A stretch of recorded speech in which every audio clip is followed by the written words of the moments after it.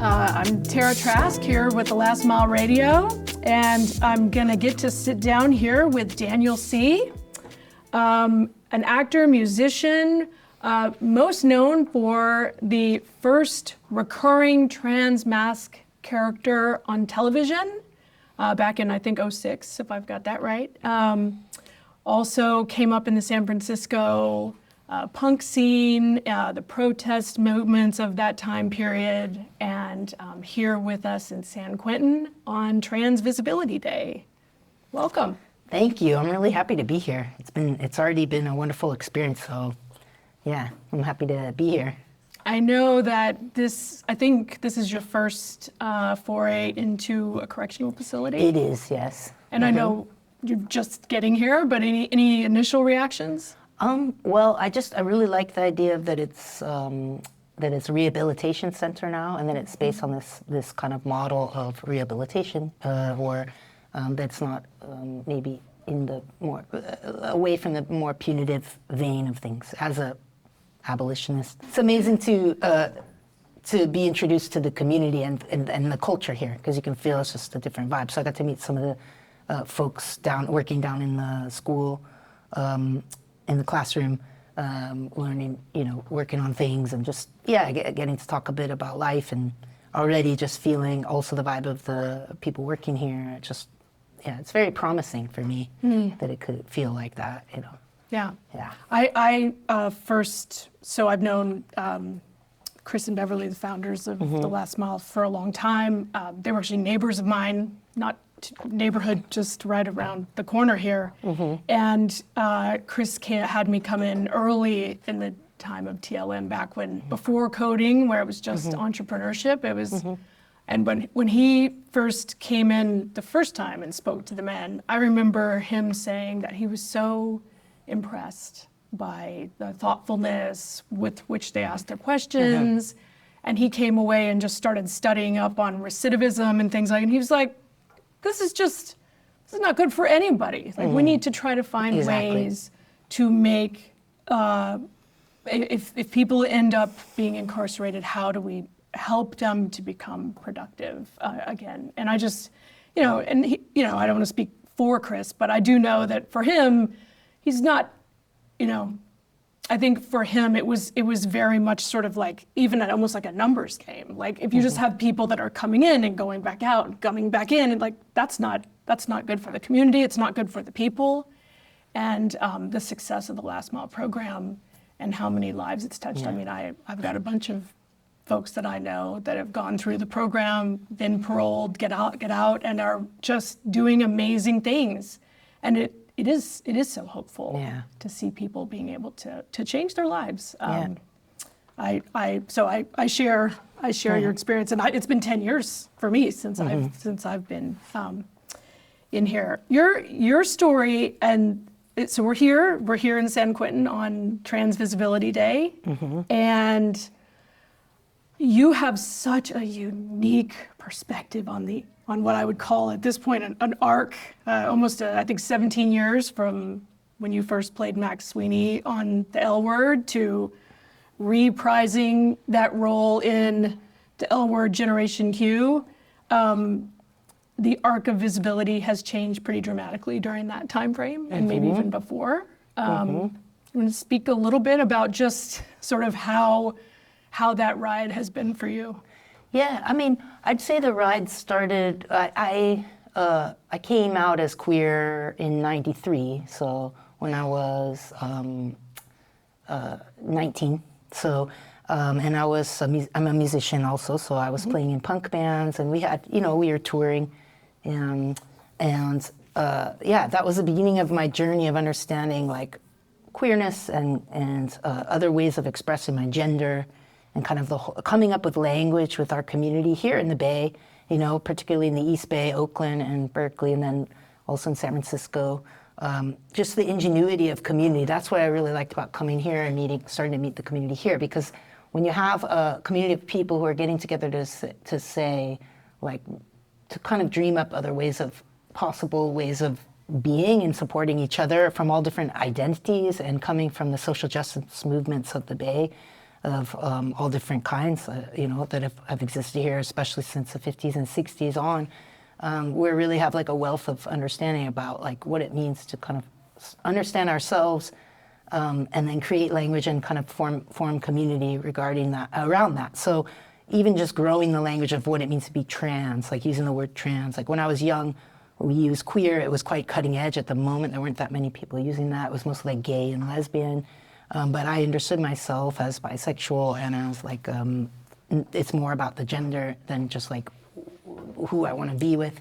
And then, yeah, coming up with the languages for that and pronouns and all this stuff. So by the time I came onto the television show in 2005, that's 12 years already of all through my 20s of kind of this kind of experimental, I'd say knowledge formation, intergenerational as well, because a lot of the older lesbian and kind of transgender folks from the older generations, and then us as the young ones, and now, like, of course, now I'm 51, so I'm like one of the, they start to call me an elder, although I'm like, am I really an elder? I feel so childish still. But anyway, so, coming onto that, the television show, which is the mainstream, so it's no longer like this underground type of more radical stuff, and then kind of understanding what mainstream media can do in terms of pushing conversation, the harm that it can do, and also the way that bringing the visibility, like visibility is both dangerous and also needed. So, it makes our community a target, as we're seeing now.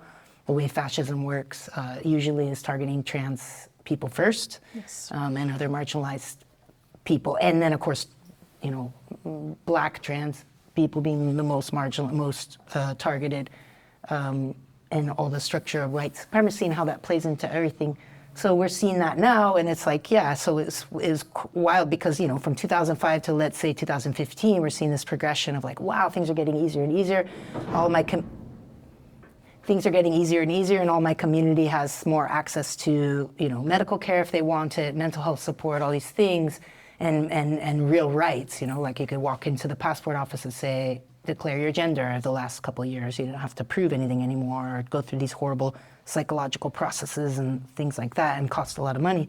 But now we're seeing this big backlash. So, and it's worthy to, I think it makes sense to note that like the first books burned by the Nazis was the Gender and Sexuality Archive in Germany in the 1930s, which was the first place that trans folks were getting medical care and research and all these things, and that was literally the first book burning. I think the most famous picture from the Nazi book burning is Max Hirschfeld. I think I'm remembering that right. Yeah. Max Hirschfeld's, who was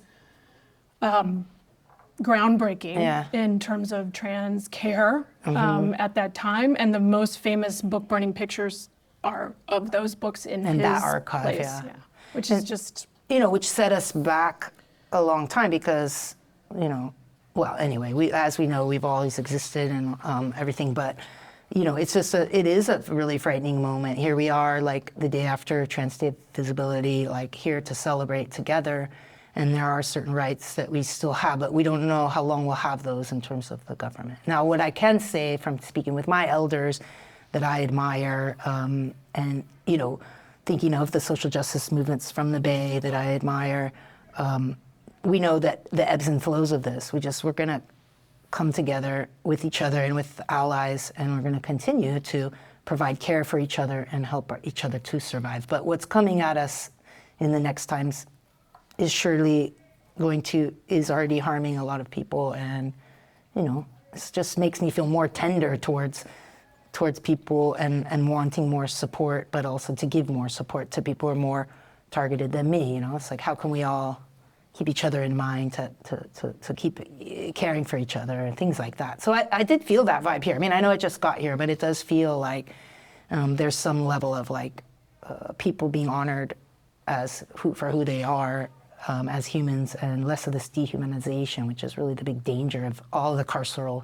state and all of the bad sides of government and things, is when people are dehumanized for various reasons, Right. No, absolutely. I don't know if anything I'm saying is making sense. Everything you're saying is like, making sense. Yeah, okay. Everything you're saying is making sense. Yeah. So yeah, it's weird because I played this role as the first one, and it's like, oh, you think progress, like things are just going to get better and better and better for the people. It's not. unfortunately like that. Yeah. Exactly. Yeah. But which again, the arc historically, of justice, and historically, and for me, I came to an understanding of what I am quite late. I got words for it quite late, and I also, because my daughter is queer, and she was, she was like 17 at the time that I sort of had a bit of an epiphany, and she had come out to me as bi, maybe 5 years before that. And I was in this place where I knew I didn't want my teenage daughter thinking that I was just like co-opting her queerness or whatever. I was just trying to be thoughtful towards her and the entire community.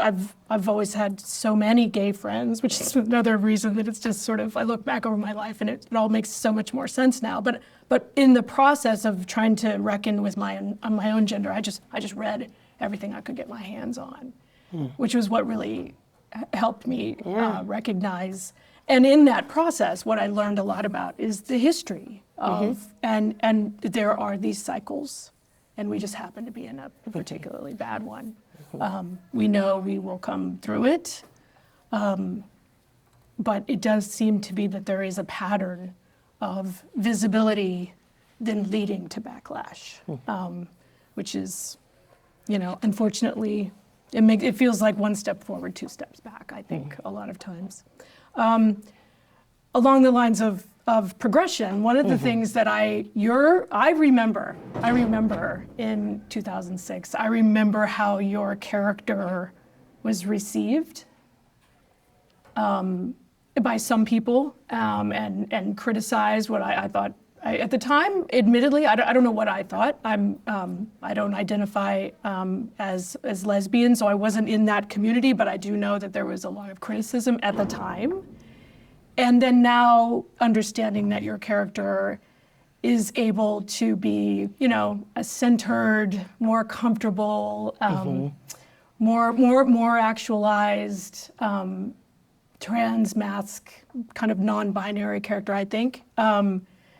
It all that to me that arc of understanding even inside the queer community for, say, gender nonconforming or non-binary or genderqueer identities that's been a progression. And I think how different people are dealt with inside the larger LGBTQ community is also something that's kind of interesting. You want to talk about that a little bit? Yeah, for me, I always push back on any. I was raised by, let's say, the kids, a generation of the 1960s. So the question was, you question everything, and I, there was a moniker freedom, maybe a little bit too far in that direction, but whatever. The idea that the world is binary in any form, it always just didn't make sense to me. So, although I do identify as he, him, I'm transmasc, I'm all these things, but on a larger scale, I always felt it to be interesting because I was raised by a gay.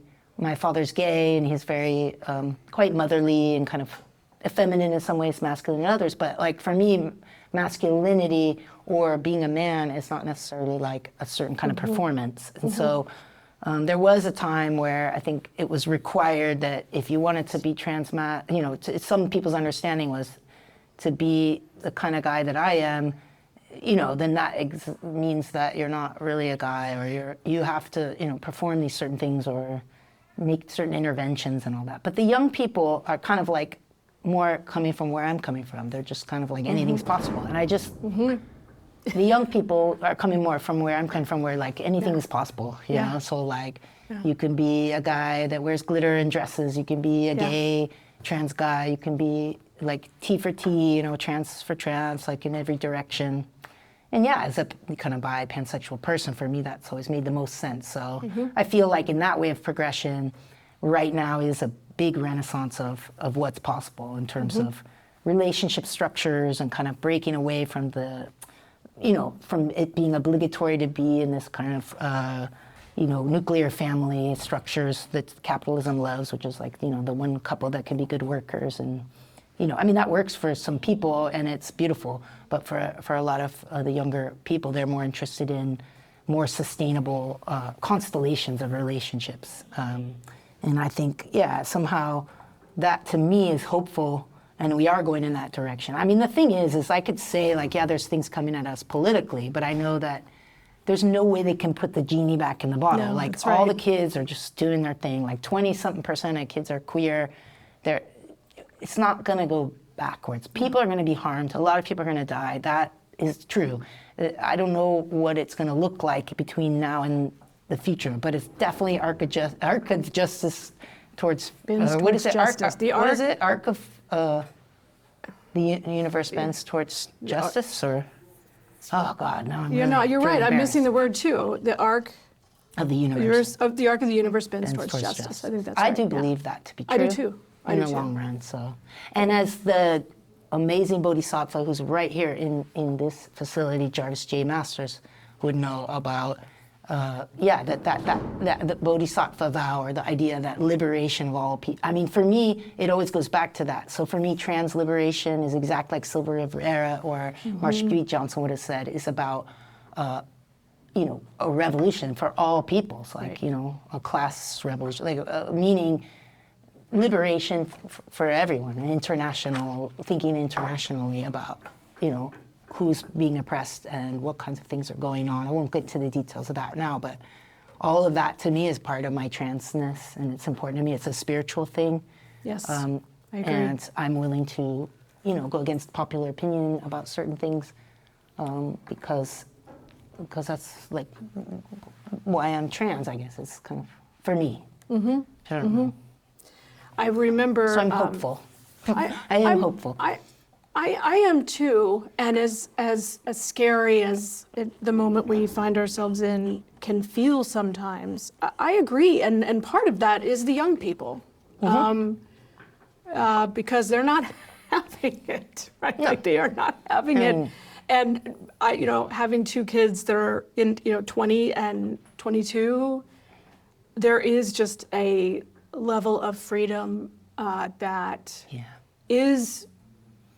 seems very much born of the trans experience in a lot of ways, just amongst young people, whether they identify as trans or not. I mean, my son is, he's a hetero dude, and he's kind of a bro. I mean that in the way that's kind of like, he's annoying sometimes, but at the same time, he's just a dude. He's a straight dude.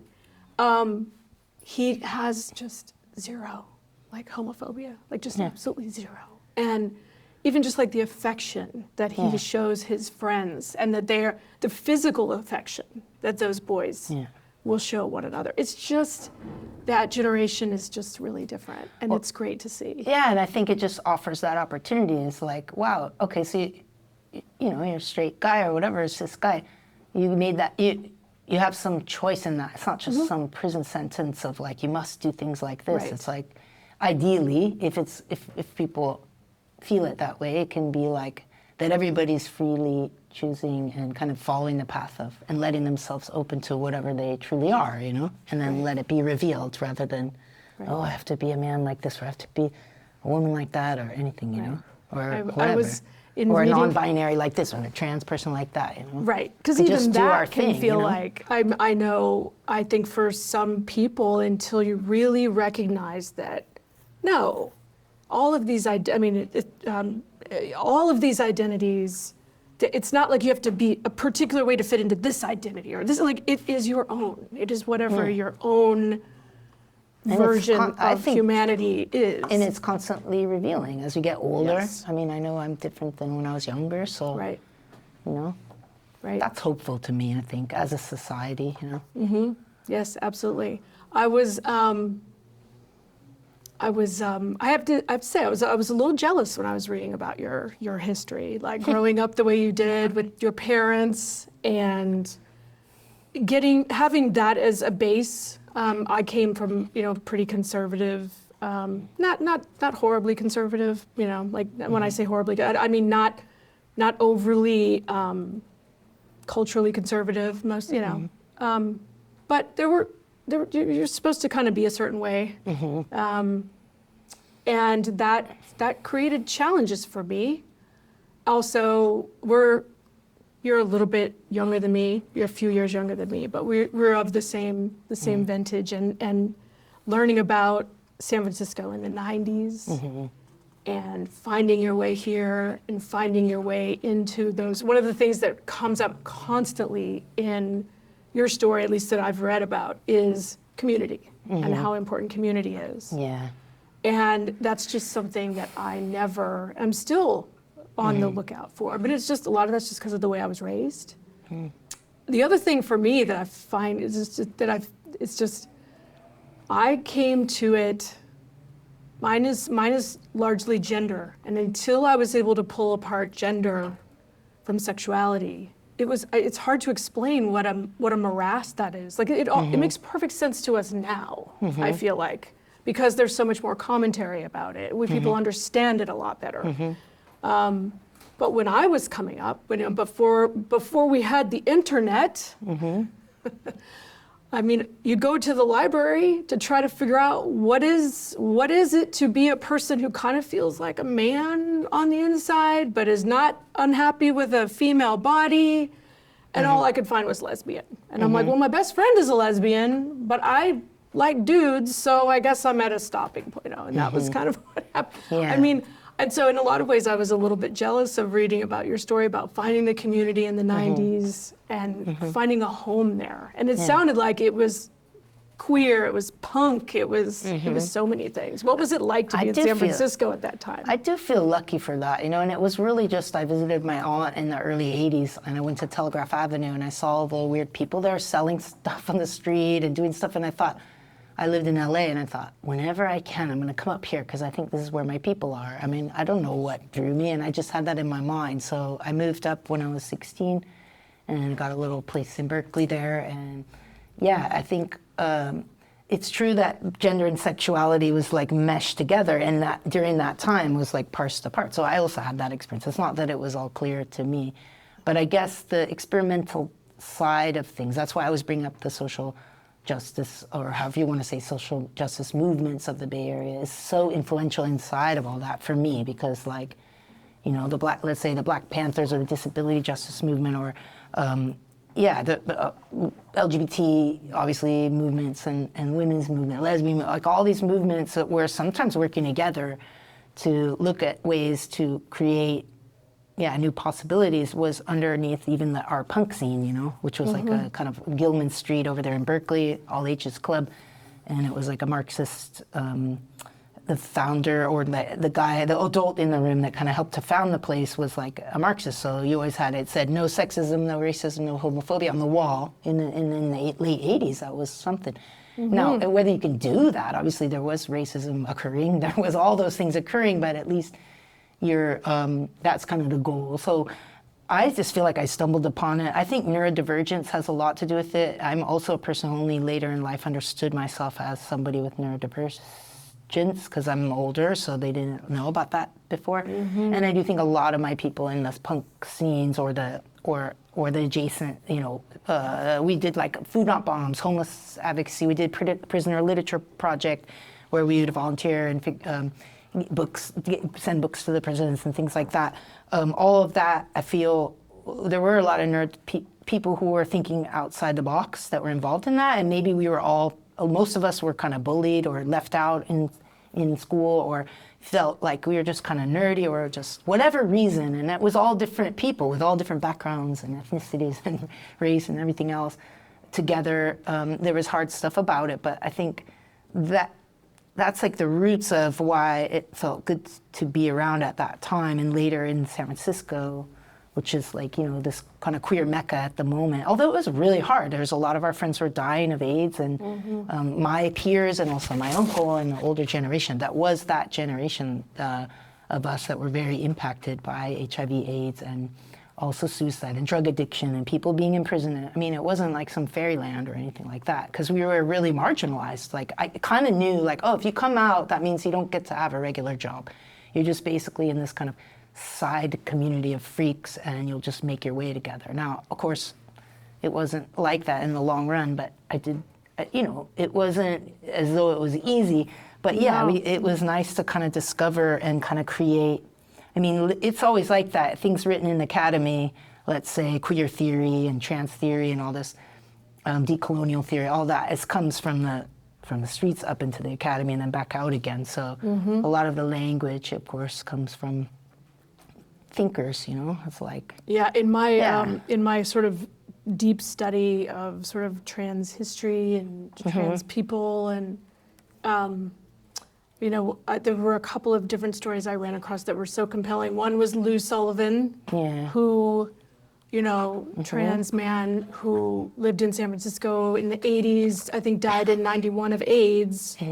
And Lou was the person who got the American Psychiatric Association to take heterosexuality out of, as the markers, right? And I remember reading that and thinking, right, because Lou was assigned female at birth, born in Milwaukee, and then, died of AIDS as a gay man in San Francisco.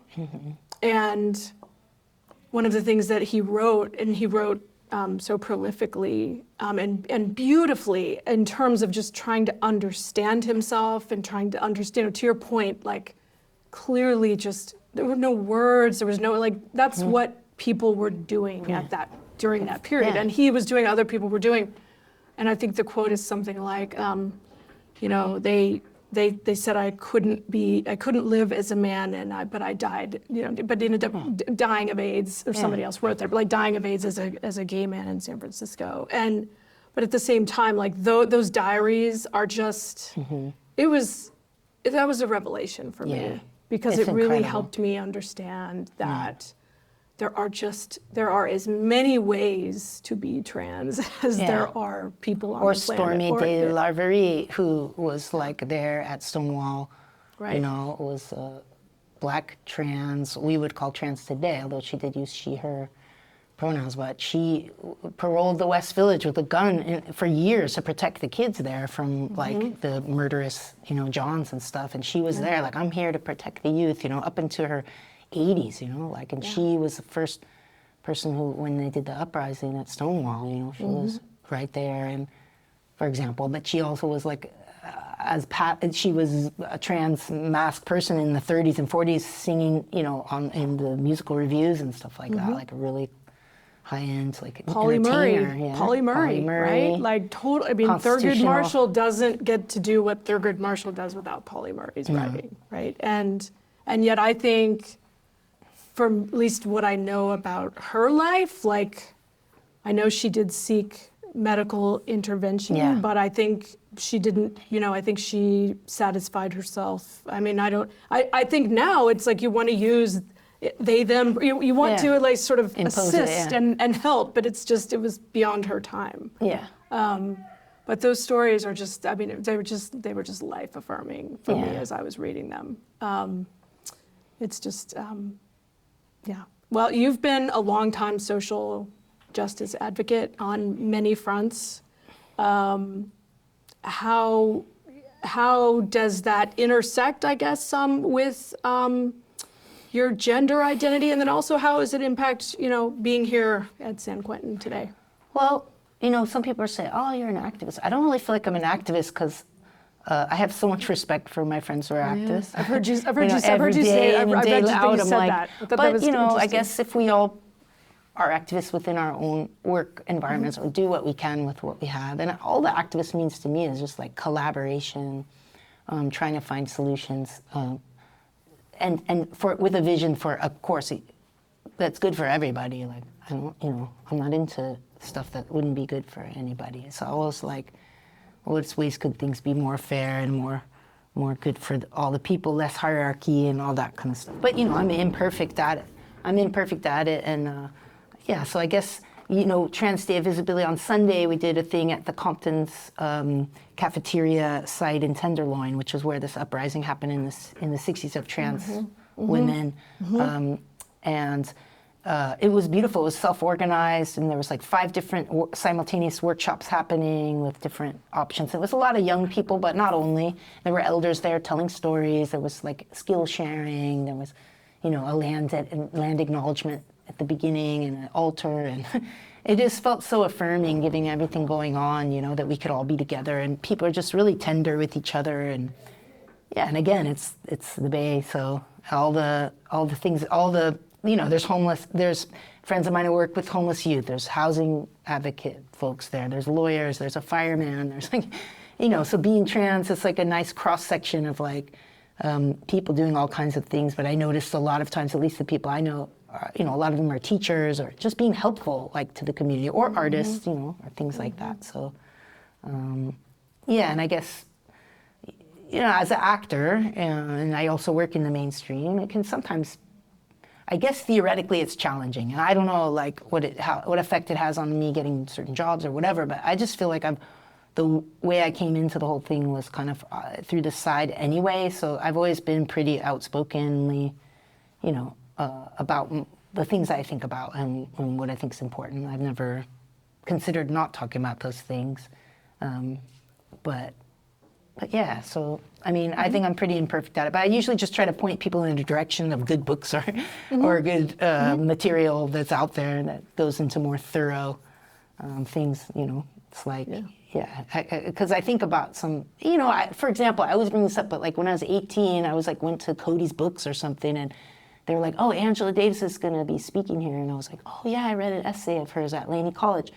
Let me go. And then I just got to hear her speak. And like, just getting that opportunity is like, I mean, I still have so much to unlearn, but like, I'm just so grateful for people, the elders like that, and people like someone with a vision like that could say like, hey, you know, this is, and has lived through so much, but is still learning from the young, like also learning with the young people, like updating and learning more. And like, I want to be like that. So I think of people like that and just, And I think we need them, I think we need those kind of, I know, you know, my daughter, you know, she's 22 and she's, you know, she's been through the pandemic and now she's like, you know, God, could we just not have to be in a really historical time? I said, well, no, it doesn't work like that. And I can't let the ancestors down. And by the ancestors, I mean all the people, the trans folks, the black and brown folks, all the people that have fought for the rights that have been, I mean, marginalized people made America. Marginalized people have made America. Any level of greatness that we have in this country is because of marginalized people, and because of marginalized people constantly fighting for more. And what I said to for a seat at the table that looks anything like what, you know, straight white cis men have been able to enjoy. And I said to her, I'm like, this is just the hand we've been dealt. And frankly, we have to do all we can, because what are we going to do? You know, we're going to look at, the idea of looking at any of I don't want to have to look at any of those folks in the face and say that I didn't do what I know they did, or that it was just too hard for me. I just needed to look at my phone, or you know what I mean? Like and we have their shoulders to stand on, and we have their examples to help us get through this time, you know, as well.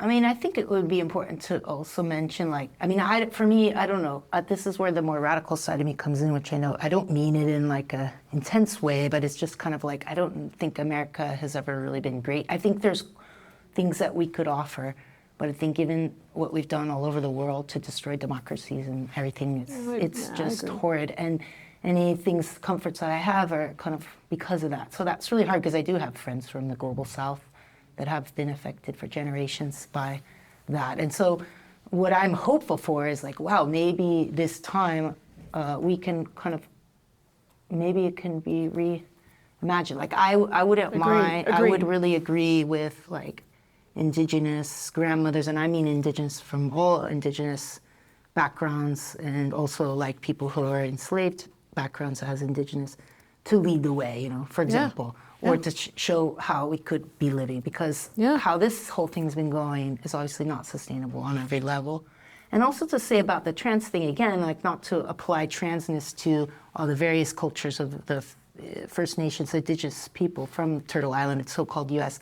You know, there's countless different genders and gender expressions. Like there's the term two-spirit, which some people choose to use it's kind of a nationwide, from across many indigenous communities could use to kind of talk about queerness or transness in an indigenous context. But colonialism, again, just like fascism, is like the first premise of domination was the imposing of the binary and the criminalization of two-spirit, non-binary, trans people in indigenous cultures, including in the continent of Africa and including all indigenous cultures, Central, South America, and North. So it's like, it's always inextricably linked, like oppression, controlling people's genders, what they, it's all part of the colonial project that we're still living in, because this is still occupied land, so which has not been ceded. It's continually occupied, and we are its settlers, a lot of us here. So, that's also something to think about in terms of all of this. Like, wow, what's a way that we could listen and like unlearn? Or for me, as a white settler, I'll just speak for myself. What's a way, and I'm imperfect at it. I'm still like drive a car and I do all this stuff, but what's maybe I could cause a little less harm or be a little more humble. I don't really know. It's not saying that I have the solution, but I just think it's good to think about that as part of the whole thing as we talk about. Yeah, and I think it's less to me about.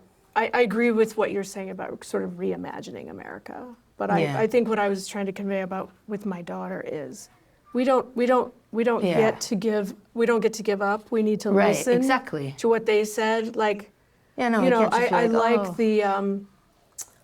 I really did appreciate there were a lot of Black women on, Instagram and TikTok saying, y'all don't get to whine and complain just because this guy got elected again.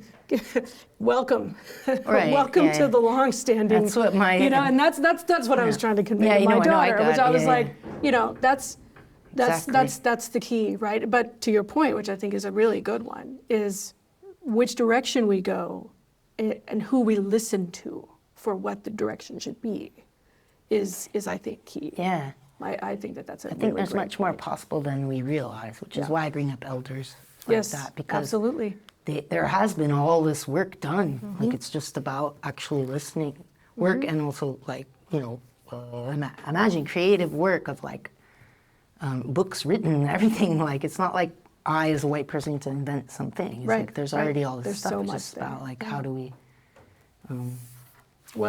do that or whatever. Absolutely. Well, I think being here and experiencing this on this day is a piece of that. I just feel, again, like, I don't know, I was kind of pontificating, but I didn't mean to get all whatever, but I love this conversation because it's so much to think about, and it's always like, there's more to consider with it. But being here and meeting the people I've met so far, and also just seeing the willingness of, not just willingness, but the excitement of the different folks living here being like, maybe we'll come to the trans event later. So like, hopeful. I don't see that in the regular society. It's like, so hopeful. Cis folks aren't like, we want to come to the, trans thing, like very often, even queer people I know. So for me, I was like, man, this is like a possible future. This is what I mean, is like, maybe I have rose-colored glasses. I'm sure there's a lot of difficulty in things too, but just that in itself of just all these guys I'm meeting being like, we might come by later, like after our meeting or whatever. And I just, that, it really touches me. It feels like, wow, that's like what the future could be like. Yeah. How cool. I mean, I don't know. I'm grabbing onto any hope I can get these days. Exactly, yeah. So, thank you so much. Yeah, thanks. I'm glad you were here. Yep.